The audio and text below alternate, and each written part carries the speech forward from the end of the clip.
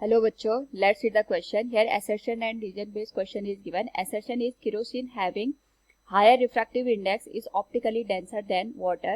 Do its floats on water, and region is given as an optically denser medium always possesses greater mass density. Here we have given four options. A, both assertion and region are true, and region is the correct explanation of assertion.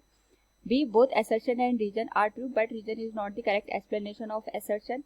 C, A is true but R is false, and D, A is false but R is true. Now to answer this question first, we will discuss here the key concept, and here the key concept is given as optical density and the difference between mass density and optical density. तो हमारे पास अगर हम किसी भी object की optical density की बात करते हैं तो इसका मतलब ये होता है कि हमारे पास जो गिवन सबस्टेंस है, अगर हम उससे लाइट को पास करें तो वो लाइट को कितना ज़्यादा बेंड कर सकता है. सपोज ये हमारे पास यहाँ पे हमने कोई मटेरियल कंसिडर कर लिया, इसमें से अगर हम लाइट को पास करते हैं और यहाँ पे मैंने दूसरा एक और यहाँ पे सबस्टेंस ले लिया, इसमें से भी हम सेम लाइट को पास करते हैं.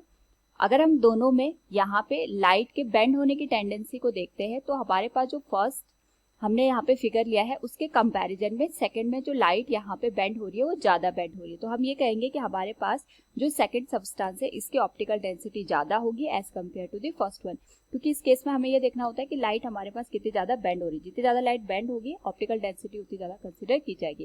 लेकिन अगर हम मास डेंसिटी की बात करते हैं तो मास डेंसिटी का मतलब ये होता है मास पर यूनिट वॉल्यूम. हो सकता है कि हमारे पास किसी भी मटेरियल की जो ऑप्टिकल डेंसिटी है वो मास डेंसिटी से कम या ज़्यादा हो.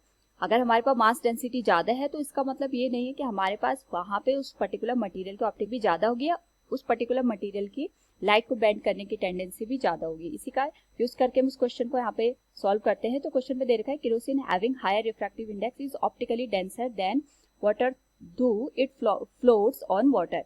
It is correct.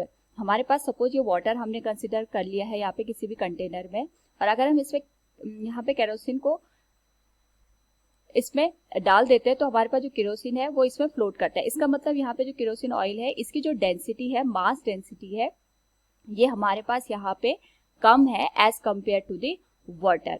तो यहाँ से हमें एक चीज ये पता चली कि जो हमारे पास केरोसिन ऑयल है इसकी मास डेंसिटी कम है वाटर के कंपैरिजन में, इसलिए ये यहाँ पे वाटर के ऊपर फ्लोट कर रहा है. लेकिन अगर हम यहाँ पे लाइट को इसके थ्रू पास कराते हैं तो जो हमारे पास केरोसिन ऑयल है इसका रिफ्रैक्टिव इंडेक्स ज़्यादा होने की वजह से ये लाइट को ज़्यादा यहाँ पे बेंड करता है. रिफ्रैक्टिव इंडेक्स ज़्यादा होने की वजह से इसका मतलब ये हो गया कि हमारे पास जो ऑयल है इसकी यहाँ पे ऑप्टिकल डेंसिटी ज़्यादा है as compare to the water. तो यहाँ पे हमारे पास जो असर्शन है it is correct one. Second हमें दे रखा है an optically denser medium always possesses greater mass density. It is incorrect one. जैसे अभी हम यहाँ पे देख सकते हैं, हमने असर्शन में ही देखा था कि हमारे पास जो ऑयल है इसकी ऑप्टिकल डेंसिटी यहाँ पे ज़्यादा है as compare to the water, लेकिन यहाँ पे इसकी जो मास डेंसिटी है कम है वाटर के कंपैरिजन में. तो ऐसा ज़रूरी नहीं है कि हमारे पास ऑप्टिकल डेंसिटी ज़्यादा हो तो हमारे पास वहाँ पे मास डेंसिटी भी ज़्यादा होगी. तो क्वेश्चन के अकॉर्डिंग हमारे पास जो रीजन है that is incorrect one, and जो assertion का पार्ट है that is correct one. So we can say option C that is assertion is true but reason is false. Option C is the right one. Hope all you understood it. Thank you and best of luck.